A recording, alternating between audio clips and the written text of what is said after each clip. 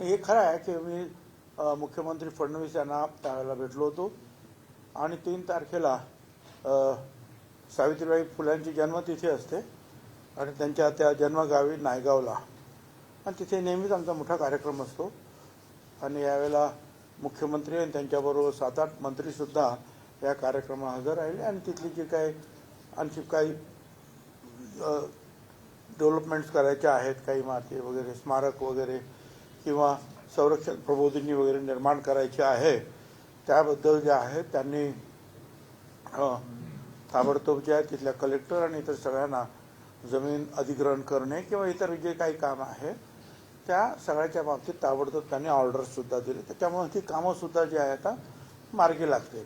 आणि त्याच दिवशी संध्याकाळी चाकणला तिथल्या मार्केट कमिटीच्या वतीनं महात्मा फुले आणि सावित्रीबाई फुले यांची पूर्णाकृती पुतळ्यांचं उद्घाटन होतं, म्हणजे अनावरण होतं आणि तिथे पवारसाहेब होते आणि त्यांनी मला बोलवलं होतं.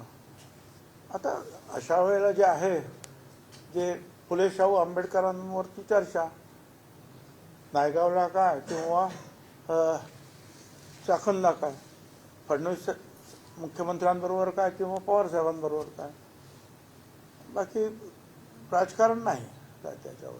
पण राजकीय चर्चा काही झाली नाही, कारण की तुम्हाला एक चिठ्ठी लिहून दिली होती पवारसाहेबांनी स्टेजवर, तो व्हिडिओ राजकीय काही चर्चा झाली नाही तुमच्यामध्ये? नाही, राजकीय चर्चा नाही. धनंजय मुंडेंचा राजीनामा ही मागणी जोरदार सुरू आहे. दुसरी राजकीय वर्तुळात चर्चा सुरू आहे की मुंडेंचा राजीनामा होईल आणि भुजबळांचा मंत्रिमंडळ समोर खरं आहे? हे बघा, मी एका ठिकाणी सांगितलेलं आहे की मला मंत्री व्हायचं आहे म्हणून कुणाचा तरी बळी घ्यावा किंवा कुणाचा तरी राजीनामा घ्यावा आणि मला मंत्री करावं असं माझ्या मनात स्वप्नातही येणं शक्य नाही. हा पहिला भाग. दुसरा भाग, आपण जे सारखं मी आता ऐकतो आहे मीडियातून विशेषतः की धनंजय मुंडेचा राजीनामा घ्या, धनंजय मुंडेचा राजीनामा त्यांनी दिलाच पाहिजे. मला याच्यावर सांगायचं आहे की फडणवीसांनी स्पष्ट सांगितलेलं आहे की मी पूर्ण चौकशी करणार आणि चौकशी केल्यानंतर त्याच्यामध्ये जर कोणी काही दोषी जर सापडले आणि जे कोणी दोषी सापडतील, लहान मोठे, ते आका काय काका काय कोण जे काय असतील ते, त्या सगळ्यांवर कारवाई करू. परंतु त्या अगोदरच आपण मुंडेंचा राजीनामा का मागतो आहोत? चौकशीत काय बाहेर आलंय का तसं? बरं, तुमच्याकडे जर काही माहिती असेल तशी तर तुम्ही द्या, पोलिसांकडे द्या, ते चौकशी करतील. परंतु असं जर जोपर्यंत कन्फर्म्ड होत नाही की त्यांचा हात त्याच्यामध्ये कुठेही आहे, तोपर्यंत का राजीनामा त्यांनी द्यावा किंवा मागावा तरी आपण? मला हे काही बरोबर योग्य वाटत नाही. एवढी काय साफ म्हणून भुई थोपटणं हे काही बरोबर नाही. कारण या अशा एका प्रकरणातून मी सुद्धा स्वतः गेलेलो आहे. 2003 मध्ये ते तेलगी प्रकरणामध्ये तेलगीला मोका लावला मी, पकडलं मी, सगळं काही केलं मी आणि माझ्यावर आरोप व्हायला लागल्याबरोबर माझा राजीनामा घेण्यात आला. त्यावेळेला मी उपमुख्यमंत्री आणि गृहमंत्री सुद्धा होतो आणि मग तिथली परिस्थिती आणखी फार विचित्र टर्न त्याला मिळत होते. तिथे राज्य त्यावेळेला आमचं होतं, राज्य सरकारमध्ये आमचं राष्ट्रवादी आणि काँग्रेस सरकार होतं.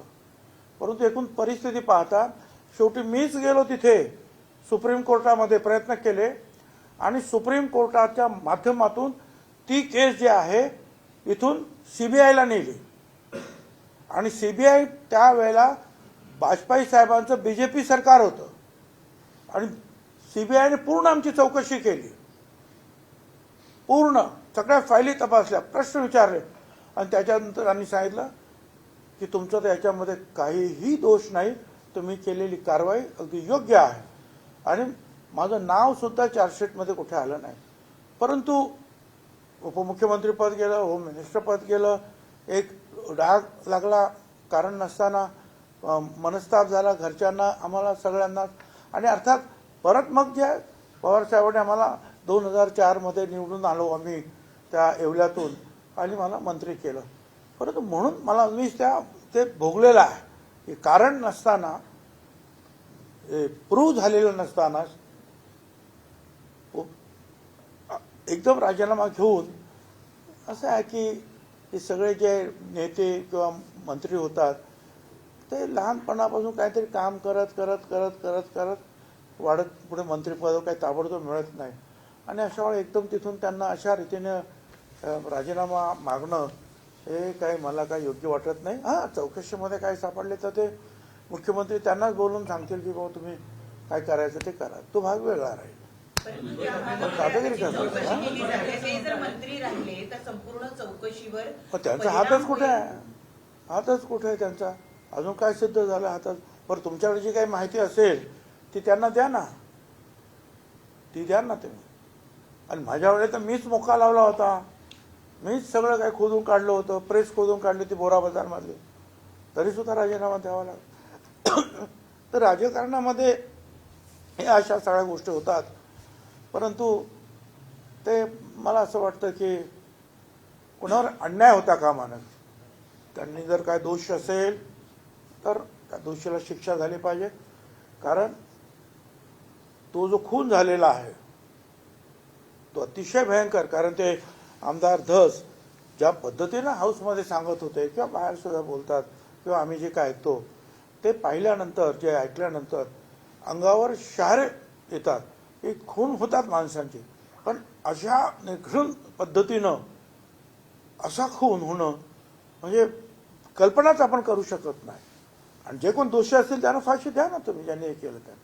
कोण त्याला नाही म्हणतं? फाशीच द्या त्यांना. परंतु कारण नसताना कुणावर तरी अन्याय होता कामा नये एवढं सुद्धा मला वाटतं. सगळे मुद्दा असं उपस्थित राहतोय की या सगळ्या प्रकरणामध्ये बीड असेल, परभणी असेल, पुण्यात असेल असे मोर्चे निघत आहेत आणि विशेषतः जरांगे परत एकदा जातीय भाषण करतायत, घरात घुसून मारण्याची भाषा करतायत. या संदर्भात काय म्हणतात? हे बघा, हे जे आहे जरांगे हे जे पद्धतीनं बोलतायत काय, हे काही बरोबर नाही. हे लोकशाही आहे, हे काय ठोकशाही नाही आहे. त्यामुळे मी सांगितल्याप्रमाणे जर दोषी असेल तर आपोआपच त्यांच्यावर कारवाई होईल. तुम्ही कायदा हातात घेण्याची काही आवश्यकता नाही आहे. आणि जरांगेच्या बाबतीत म्हणाल तर ते स्वतः काय मुंडे साहेब 4-5 वेळा त्यांचं उपोषण सोडवायला गेलेले होते. त्यामुळे ते एकमेकांना ओळखतात, ते पाहून घेतील काय आहे ते. त्याची एवढी काही काळजी करायची गरज नाही. सुरेश धस असं म्हणतायत, सुरेश धस अजित पवारांना म्हणले क्या हुआ तेरा वादा. सुरेश धस अजित पवारांना आठवण करून देताना असं म्हणाले की क्या हुआ तेरा वादा. अजित पवारांना आश्वासन दिलं पण काय या सगळ्या प्रकरणामध्ये योग्य चौकशी करेल आणि योग्य ती हो ना, मग त्यांनी सांगितलं, त्यांनी वादा दिलेला आहे. चौकशी करून चौकशीत जर ते दोषी असेल तर तो वादा पूर्ण होईल. नाही, पण यामध्ये महायुतीचेच घटक आहेत, त्यांचेच आमदार आहेत, ते राष्ट्रवादीचे मंत्र्यांना टाकले, त्यामुळे महायुतीत तणाव निर्माण होऊ शकतो. ठीक आहे, असं आहे. पण मला सगळ्यांनाच विनंती करायचं की थोडंसं शांतपणे हे प्रकरण आपण घेतलं पाहिजे. खून झाला, अतिशय वाईट पद्धतीनं झाला, त्या सगळ्या खुनांना फाशीची सजा झाली पाहिजे, हे बरोबर. परंतु कायदा सुद्धा म्हणतो की एक सुद्धा बेगुन्हेगार त्याला सजा होता कामा नये, एकाला सुद्धा अन्याय होता कामा नये, एवढंच मला म्हणायचं आहे. आणि म्हणून होऊ द्या चौकशी. आता तुम्ही सांगितलं कुणीतरी की त्या SIT जी काही नेमली त्याच्यामध्ये एक कोणतरी ऑफिसर आहे, तो ऑफिसर त्यांचा तिकडच्या लोकांचा काही दोस्त आहे, तर ताबडतोब त्याला फडणवीसांनी जे मुख्यमंत्र्यांनी बाजूला केलं. पण असं काय जे असेल ते माहिती पूर्वच जा ना. शेवटी मंत्री काय बसलेले काय किंवा वरचे अधिकारी काय त्यांना सगळ्याच गोष्टी काय ताबडतोब माहिती असतात अशातलं बघणार. तुम्ही माहिती द्या. सुरुवातीपासून या प्रकरणात वाल्मिकरांचं सुरुवातीपासून नाव घेतलं. पकडा ना त्यांना, पकडा, चौकशी करा. आता पंकजा मुंडे पण या म्हणतात की वाल्मिकरण हा धनंजय मुंडेंचा उन्वाद आहे किंवा त्यांचा वरदहस्त लाभल्यानेच तो मोठा झालाय. एकंदरीतच या प्रकरणात सुरुवातीपासून वाल्मिकरण हे केंद्रस्थानी राहिलेले आहेत. वाल्मी कराडाला राजकीय बरदास्त मिळाल्याशिवाय मोठा झालेला नाही म्हणजे झाला आहे का? ठीक आहे, आता ते बघा, ते पोलीस चौकशी करतील. ते तो मोठ्या करण्यामध्ये काय कोणाचा हात आहे. आता माझ्याबरोबर अनेक माझे मित्र कार्यकर्ते वगैरे असतात. काय अनेक लोक फोटो काढतात, काय करतात आणि जवळ असतात कार्यकर्ते. आता एखाद्या कार्यकर्त्याने बाहेर जर काय केलं नवीनच काय, तर याचा अर्थ मी त्याला सांगितलं असं नाही होत ना, की तू असं कर म्हणून. काय करणार बरं, कार्यकर्ते काय त्याच्या डोक्यात काय चाललं हे आम्हाला काय कळत असतं का. आता सुद्धा काय येतात लोक, कुठे गेलो साहेब फोटो सेल्फी काढा सेल्फी. आता तो सेल्फी काढणारा तो कोण आहे, काय आहे, तो काय आपल्याला माहीत असतो. किंवा हे कार्यकर्ते आपलं काम करतायत, आपलं काम करतात तर आपण त्यांना मान सन्मान देतो.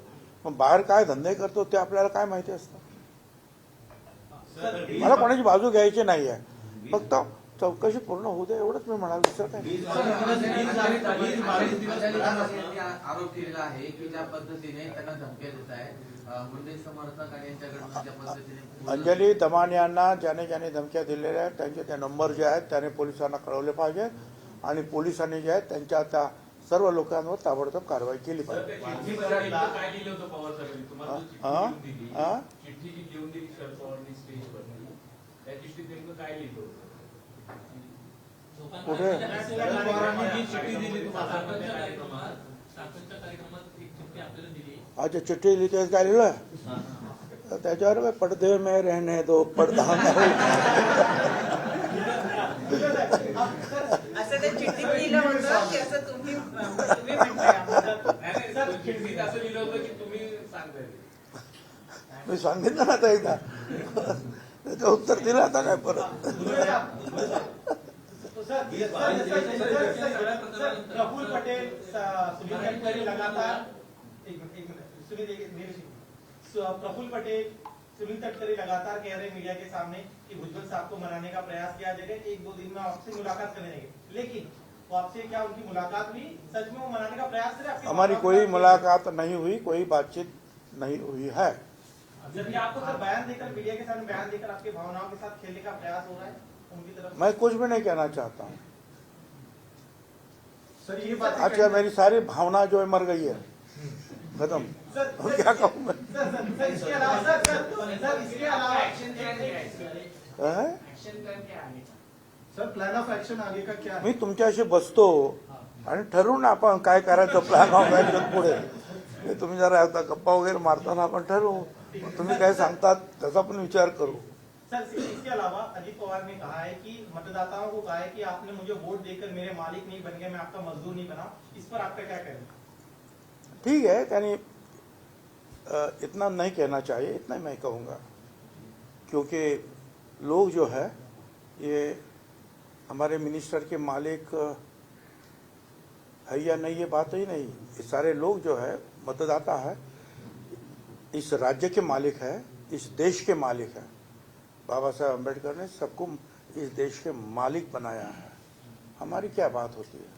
सर आप कह रहे हैं एरोगेंस दिख रहा है सत्ता में आने के बाद, दादा का मैंने उस पर जो है जवाब दे दिया है. सर संजय गायकवाड़ जो है जिस तरीके का उनका भी एक बयान आया है कि 5,000-2,000 रुपए में देने वाले वोट जो है इस तरीके की जो टिप्पणी की है उसको आप किस तरीके से देख रहे हैं? लगातार इस तरीके के विवादित मैं फिर से इसके बारे में इतना ही कहूंगा कि जो हमारे उप मुख्यमंत्री और भूतपूर्व मुख्यमंत्री शिंदे साहब हैं, उनको चाहिए कि उनको थोड़ा जरा लगाम लगाए, क्योंकि मेरे बारे में भी ऐसा उन्होंने पहले कहा था कि जब ये जरांगे और मेरा जो सब चला था तो मेरे बारे में कहा था कि छगन भुजबल को जो है कि कमर में जो है लात मारकर जो है मंत्रिमंडल के बाहर निकालो.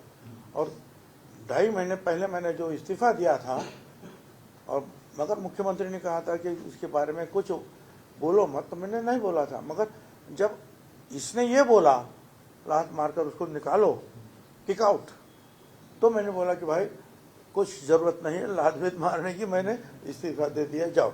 तो ये जो है जरा ज़्यादा बोलते हैं क्या, उससे लोगों को मन दुख होता है, नहीं बोलना चाहिए.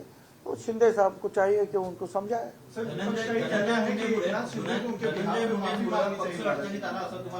एक बार में एक धनंजय मुंडेंमुळे पक्ष अडचणीत आला असं तुम्हाला वाटतंय का? असं आहे की मला अजून तरी म्हणजे अडचण निर्माण केली गेलेली आहे सगळ्या बाजूने, परंतु जोपर्यंत जे आहे न्याय सांगतो आहे की नीट चौकशी करा आणि त्याच्यानंतर अडचण वाटली तुम्हाला खरी तर त्याच्यावर जे काही पावलं उचलायला पाहिजे. माणिकराव कोकाटे असं म्हणतायत की भुजबळांचे लाड पक्षाने खूप केलेले आहेत, त्यामुळे त्यांना जो योग्य निर्णय वाटतो तो त्यांना घेऊ द्या, अशा पद्धतीची प्रतिक्रिया माणिकराव कोकाटेंना मला सांगायचं आहे की छगन भुजबळ या राष्ट्रवादी काँग्रेस पक्षाचा संस्थापक आहे, पवार साहेबांबरोबरचा. पवार साहेब आणि आम्ही दोघे याचे प्रमुख संस्थापक आहोत. खरं म्हणजे काय माझा जो एटेंट बंगला होता विरोधी पक्षनेत्याचा, तिथेच या झेंडा कुठला असावा, नाव काय असावं, व त्याची जे निशाणी आमची घड्याळ कशी असावी, एवढंच नाही तर घटना अमुक तमुक सगळं काय केलेलं आहे. आणि मी या प्रांताध्यक्ष सुद्धा पाहिला आहे. कोकाटे हे तसं पाहिलं तर उपरे आहेत. 5 वर्षापूर्वी ते कधीही राष्ट्रवादीत नव्हते. 5 वर्षापूर्वी त्याने माणसं पाठवले की त्यांना यायचं आहे. मी पवार साहेबांना विचारलं, पवार साहेब तयार नव्हते, पण मी म्हटलं की जाऊ द्या, काय मला काय ते बोलले असतील, शिव्या दिल्या असतील मागच्या निवडणुकामध्ये, परंतु आपण आता निवडणुका आहेत आणि नंबर वाढवला पाहिजे. पवार साहेबांनी सांगितलं की तुला काय पाहिजे तो घ्या निर्णय, आणि आम्ही त्यांना घेतला. आम्ही त्यांच्या प्रचाराला सुद्धा गेलो पावसामध्ये. आता ते मला काय सांगणार की आता मी संस्थापक अध्यक्ष, मी सगळा काय, तर माझ्या पक्षाने मला माझे लाड केले, किती केले, काय केले ते माझ्या पक्षाने मी पाहून घेईन. अरे तुम्ही काल आलात, तुम्ही काय, तुम्हाला बोलण्याचा काय अधिकार आहे राव? सर इसी से आगे जुड़ा हुआ है कि जिसे आपने पार्टी में लाया वो बिना किसी हाईकमांड के बैकिंग के आपको पार्टी से बाहर निकालने की बात कह नहीं सकता है. तो आपको लग रहा है कि जो बयान आ रहे कोकाटे के वो ऊपर से कहा गया है इनडायरेक्टली आपको लेकर? नहीं, ऊपर से इनको ये ऐसा कहो, ऐसा कहने वाला कोई नहीं, ये अपने आप बोलता है. ऊपर से कोई उनको ऐसा बोलने वाला नहीं. सर धनंजय मुंडे का कहा जा रहा है कि उनका इस्तीफा लेकर शायद वो मंत्री पद आपको दे दिया जाएगा. इस पर देखिए मैंने उसका जवाब दे दिया है, मराठी में दिया है. मराठी में क्या दिया उसका जो ट्रांसलेशन आप कर लीजिए भाई. मैं कभी नहीं चाहता कि किसी का मंत्री पद निकाल कर जो है मुझे दिया जाए, और धनंजय मुंडे का इस्तीफा क्यों लिया जाए जब तक ये प्रूव नहीं होता है, साबित नहीं होता है कि वो उनके ऊपर जो इल्जाम लगाया जा रहा है वो सही है, तब तक क्यों इस्तीफा मांग रहे, क्यों, और उसने क्यों इस्तीफा देना भी चाहिए. त्याच्यामागं असं कारण आहे, संभाजीराजेचं असं म्हणणं होतं की धनंजय मुंडे मंत्री आहेत आणि प्रशासनाचे अनेक लोक जे आहेत त्यांच्या संमतीत चौकशी समितीवर एक दबाव तंत्राचा वापर त्या ठिकाणी होऊ शकतो. आता दोन जे अधिकारी त्यांना बाजूला केलं, मात्र अशा पद्धतीचे असं आहे की शेवटी या राज्याचे मुख्यमंत्री फडणवीस आहेत. होम डिपार्टमेंट त्यांच्याकडे आहे काय, आणि इथे काही 1-2च पोलीस काम करत नाही, अनेक पोलीस काम करत असतात.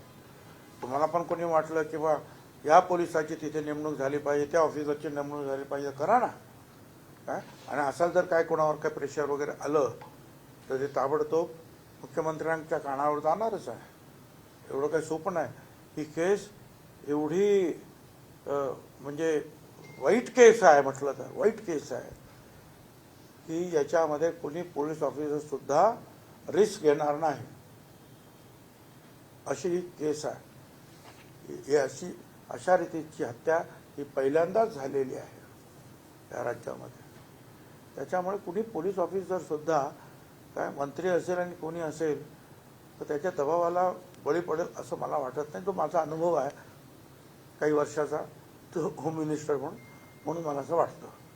आणि ते असं असला तर ते ताबडतोब वरती कळवतील की असं चाललंय. पालकमंत्री पद भाड्यानं दिलं गेलं होतं वाल्मिक कराड अजय पालकमंत्री पद वाल्मिक कराड यांना भाड्यानं दिलं होतं असं म्हटलं गेलं या प्रकरणात. मैंने कुछ सुना नाही, मला काय माहित नाही ते काय ते. बाकी काय त्याचे कोण काय बोलतो, महत्वाच्या प्रश्नाला मी तुम्हाला उत्तर दिलेलं आहे. सुजय विखे पाटिल के बारे में एक सवाल है सर. सुजय विखे पाटिल के बारे में जो माजी खासदार थे, उनका ये कहना है कि जो भिखारी हैं वो बड़े पैमाने पर साईं के दरबार पे आ रहे हैं और भिखारियों का बिला लगा हुआ है, जो खाने के लिए आ रहे हैं, भोजन खाने के लिए आ रहे हैं, पर प्लेट 25 रुपए भक्तों से लेना चाहिए, ऐसी उन्होंने बात की है. डेरोगेटरी स्टेटमेंट को आप कैसे देखते हैं? वो तो ठीक है कि सुजय विखे पाटिल ने जो भी कुछ कहा है, तो सारे के तो भिखारी वहाँ नहीं रहते हैं। बाकी हम लोग भी कई बार जाते हैं, जो भी दान धर्म करना है वो भी करते हैं, और वह प्रसाद के तौर पर जो है वह खाना खाया जाता है। मगर उसके बारे में मैं ज़्यादा क्या बोलूँ, उसके पिताजी ने उनका कान पकड़ा है तो काफ़ी है।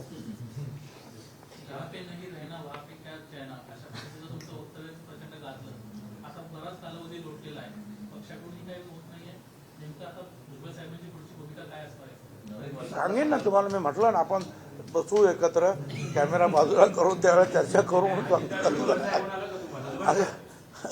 काय संकल्प अजित पवारांचा फोन वगैरे आला का तुम्हाला काही लोक नाराज नाही.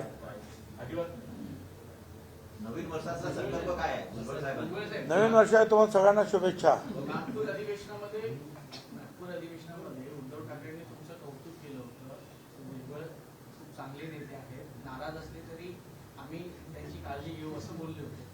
मी त्यांचा अतिशय आभारी आहे। जे नेते माझ्याबद्दल चांगलं बोलले किंवा मंत्री काही चांगलं बोललेले आहे, मुख्यमंत्री सुद्धा बोललेले आहेत, विरोधी पक्षाचे जे आहेत नेते बोललेले आहेत, त्या सगळ्यांचा मी मनापासून आभारी आहे। पण तुमचा काही संपर्क किंवा तुम्हाला काही कॉल उद्धव ठाकरेंचा नाही, भविष्यात काय होईल? विचारून सांगतो त्या एखाद्या काय म्हणतात ज्योतिषांना विचारतो भविष्यात काय होईल। ठीक आहे, सगळ्यांना धन्यवाद। देश विदेशातील प्रत्येक घडामोडींचे लाईव्ह अपडेट मिळवण्यासाठी आता साम टीव्हीच्या सर्व सोशल मीडिया प्लॅटफॉर्मला लाईक, फॉलो आणि सबस्क्राईब करा। तसंच सर्व नोटिफिकेशनसाठी बेल आयकॉन प्रेस करायला विसरू नका।